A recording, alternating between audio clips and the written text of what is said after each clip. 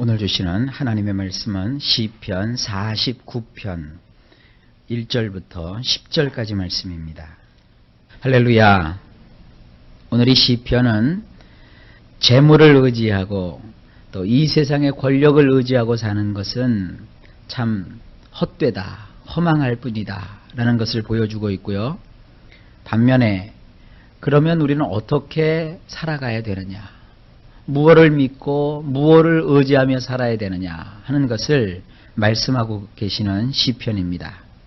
이 49편이 그렇게 짧지도 않고 그렇게 길지도 않지만 두 부분으로 나누어서 오늘은 1절부터 10절까지, 그리고 다음 날은 11절부터 20절까지 말씀을 보도록 하겠습니다. 자, 오늘은 전체적으로 말씀의 내용이 서론 부분에 해당하고 또 중간 부분에 해당하기 때문에 무겁습니다. 자, 볼까요? 1절에 만민들아 이를 들으라, 세상의 거민들아 귀를 기울이라.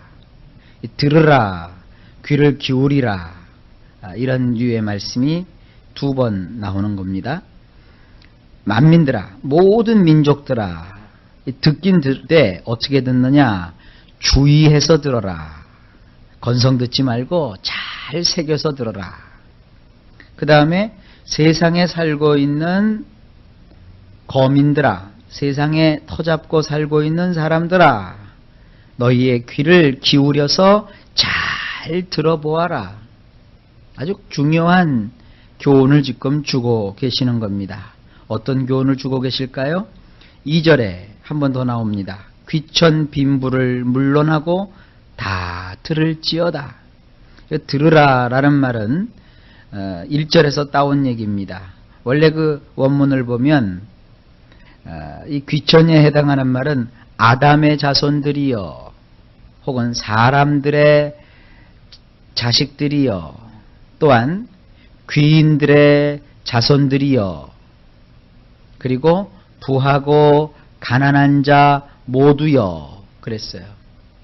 그래서 돈을 많이 가진 사람, 돈이 없는 사람, 또 이 세상에 속하 있는 모든 자손들, 또 모든 귀족들, 할 것 없이 이 땅의 모든 사람들은 반드시 들어야 된다는 거예요.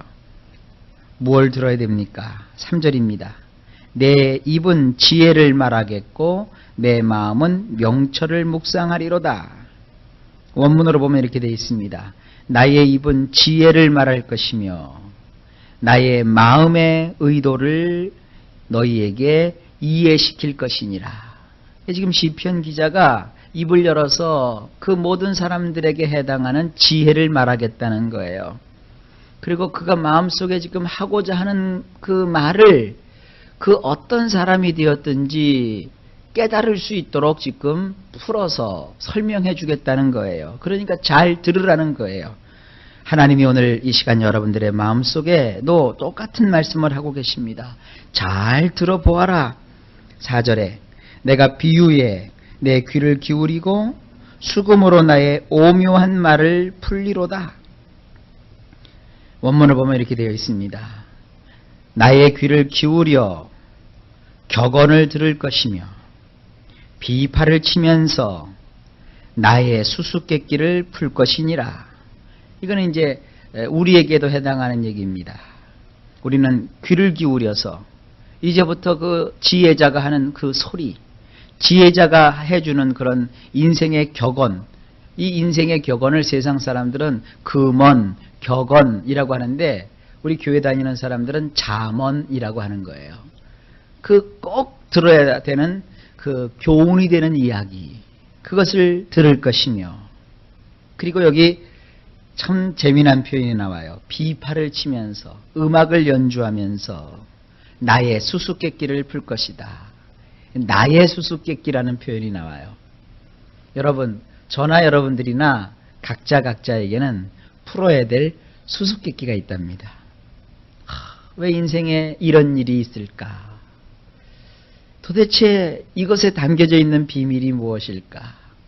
오늘도 여러분들은 그 비밀의 열쇠를 열기 위해서 그 비밀의 쌓여있는 보물함을 열기 위해서 기도하러 나오셨잖아요. 근데 그 수수께끼를 내가 풀고야 말 것이다. 하나님의 하시는 그 지혜의 말씀을 들어서 나의 인생에 가리워졌고 감추어졌던 알쏭달쏭했던 이 수수께끼를 반드시 풀고 말 것이다.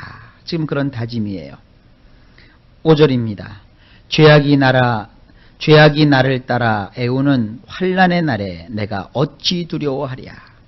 원문으로 보면 이렇습니다. 어찌 내가 두려워하랴. 나쁜 날들이 있다 해서 말이다. 그렇죠?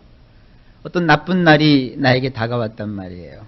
그렇지만 나는 그런 일이 있다고 해도 두려워하지 않겠다는 거예요. 어떤 나쁜 날이냐?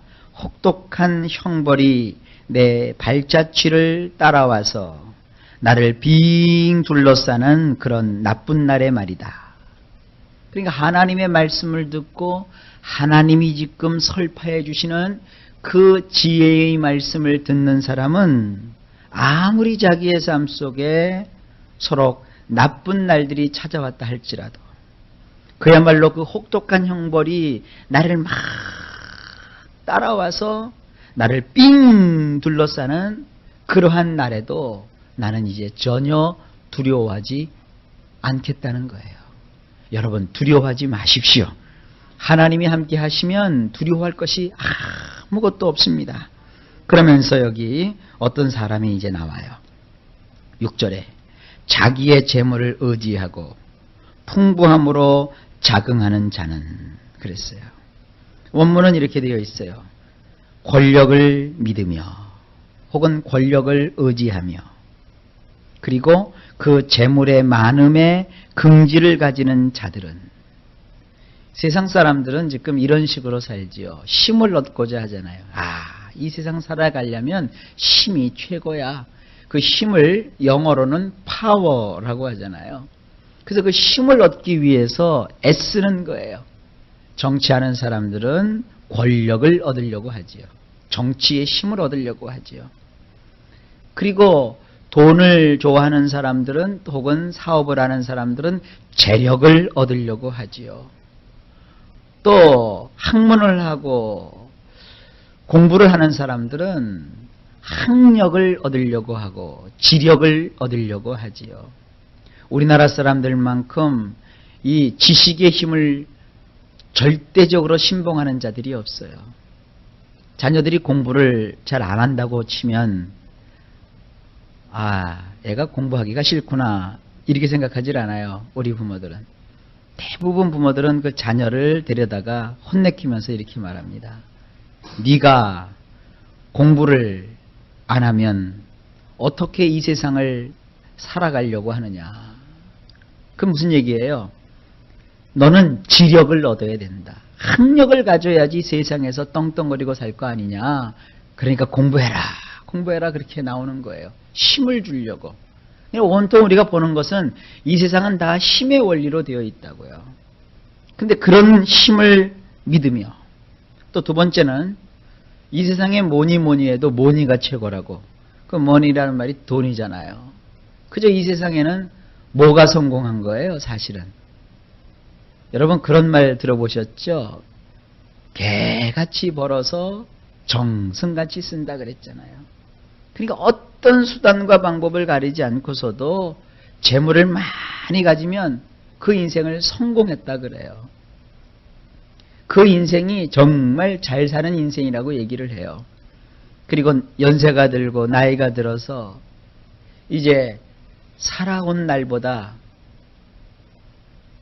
살 날이 이렇게 비교해 보면 얼마 남지 않은 그런 사람들은 내 인생을 내가 정말로 값지게 살았느냐 안 살았느냐라고 평가할 때 뭘 보고 평가를 합니까? 자기 수중에 지금 얼마나 벌었는가, 얼마나 가졌는가, 그걸 가지고 성공이냐 실패냐를 따져요. 이 세상에 무슨 TV 같은 데 보면 착한 일을 많이 했기 때문에 그 사람은 성공했습니다. 그런 말 안 해요. 돈을 많이 벌었을 때 그 사람을 성공했다고 그래요. 그러니까 이건 세상의 가치관이라고요. 근데 세상 사람들은 그렇게 힘을 의지하고 혹은 믿으며 자기가 벌어들인 그 많은 재물의 긍지를 가지고 살아가고 있다고요. 그래서 자기가 많은 재물이 있으면 나는 참 인생을 잘 살았다. 나는 참 성공했다. 야, 이렇게 아주 자긍심을 갖는단 말이에요. 그렇다 할지라도 하나님이 이렇게 말씀하십니다. 7절. 아무도 결코 그 형제를 구속하지 못하며 저를 위하여 하나님께 속전을 바치지도 못할 것은, 여기 좀 굉장히 어려운 말이 나오죠. 이 구속이라고 하는 것은 잡아서 가둔다는 뜻이 아니고요. 값을 지불하고 마치 노예의 신분에서 평민의 신분으로 바꾸어 주는 것처럼 값을 지불하고 샀다라는 뜻이 바로 이 구속이라는 뜻이에요. 그래서 원문으로 보면 이렇습니다. 형제를 건져내지도 못하며 하나님에게도 그를 위한 생명의 값을 드리지도 못하느니라. 돈이 많이 있다고 해도, 또 권력을 많이 가지고 있다고 해도, 혹은 그 권력 가진 사람들을 많이 알고 있다고 해도 정작 한 명의 자기 형제도 건져내지 못하고 하나님께도 그를 위한 생명의 값을 드리지도 못해요. 그러니까 이건 뭐예요? 이 세상에는 돈만 있으면 다 되는 줄 알지요. 돈만 있으면. 돈만 있으면 모든 것이 다 가능할 것 같지요. 그러나 돈이 많으면 돈이 없는 것보다 할 수 있는 일은 더 많이 있습니다. 돈이 있으면 돈 없이 사는 사람보다는 더 많은 혜택을 누릴 수가 있습니다. 그러나 영혼을 건져내고 생명을 얻게 되는 것은 돈으로 되는 것이 아닙니다. 수억만금을 가지고 있다고 해도 한 영혼을 건져내는 것은, 그것은 돈으로 되는 것이 아니에요.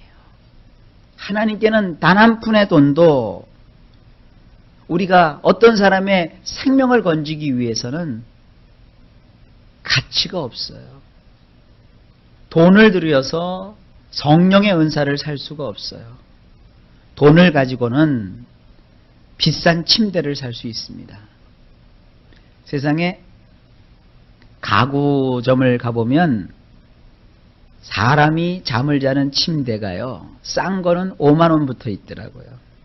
근데 비싼 거는요, 수백만 원짜리도 있더라고요. 같이 잠자는 건데. 돈이 있으면 수백만 원짜리 침대를 탁 하고 살 수 있어요. 돈이 없으면 아주 싼 침대를 살 수밖에 없어요. 돈이 있으면 좋은 침대를 살 수 있을지 모르겠지만, 그러나 그 비싼 침대에서 잔다고 해서 달콤한 단잠을 잘 수 있는 것은 아닙니다. 고대 광실 같은 집에서 산의 진미를 먹으며 산다고 해서 그가 행복마저도 돈으로 살 수 있는 것은 아닙니다. 행복한 것, 정말 감사한 것은 돈으로는 어떻게 살 수가 없는 거예요. 하나님이 주셔야 되는 거예요. 우리가 돈을 가지고서 좋은 음식을 먹을 수 있을지 모르겠지만 그 입맛을 즐겁게 해주는 그 맛깔스러운 그 맛을 느끼는 그 입은 하나님이 주셔야 되는 거예요. 바로 그겁니다. 권력을 믿으며 그 재물의 많음의 긍지를 가진 자들이라도 형제를 건져내지 못하며 하나님께도 그를 위한 생명의 값을 드리지도 못하느니라. 8절. 저희 생명의 구속이 너무 귀하여 영영이 못할 것임이라. 여기 8절을 원문으로 보면 그들의 네페시를 건지는 값은 너무도 비싸기에 영원토록 그만둘 수밖에 없느니라. 성경은 우리를 가리켜서 네페시라고 해요. 이 네페시라고 하는 그 히브리 말은 여러 가지를 복합하고 있는 얘기입니다. 우리 인간이라고 하는 것은 몸뚱아리가 있죠.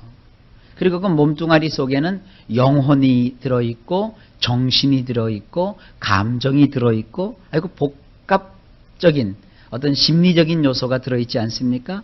그런 모든 것들을 다 통칭해서 히브리 말로는 뭐라고 하느냐? 네페시라고 합니다. 그런데 이런 사람의 뇌폐실을 건지는 값은 너무나도 비싸기 때문에 인간은 아무런 노력도 할 수 없다는 거예요. 영원토록 그만둘 수밖에 없느니라 그랬어요. 그러니까 이 뇌폐신은 내가 가지고 있는 재물을 가지고서 도무지 살 수가 없고요.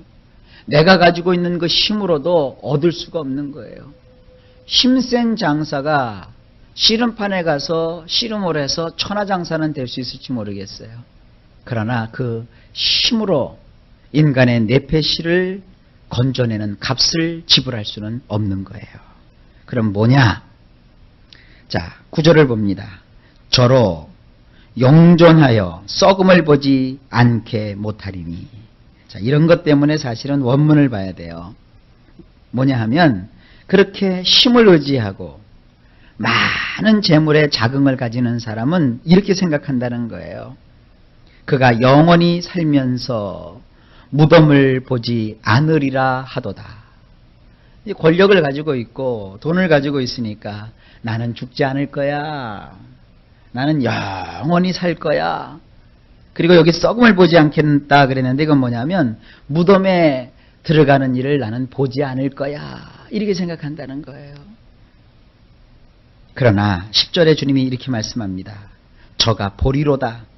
지혜 있는 자도 죽고 우준하고 무지한 자도 같이 망하고 저희의 재물을 타인에게 끼치는도다. 원문에 보면 이렇게 되어 있습니다. 오히려 그는 보리로다. 지혜로운 자도 죽으며 어리석은 바보나 천박한 자도 함께 멸망하나니 그들의 재력이 다른 사람에게로 넘겨지느니라. 그래요. 재물은 내 수중에 있다고 해도 내게 아닙니다. 힘은 영원한 것이 아닙니다. 대개 이 정치하는 사람이라든지 또 다른 사람들에게 인기를 가지고 있는 어떤 연예인들이라든지 공인들이 이걸 잘 모르더라고요.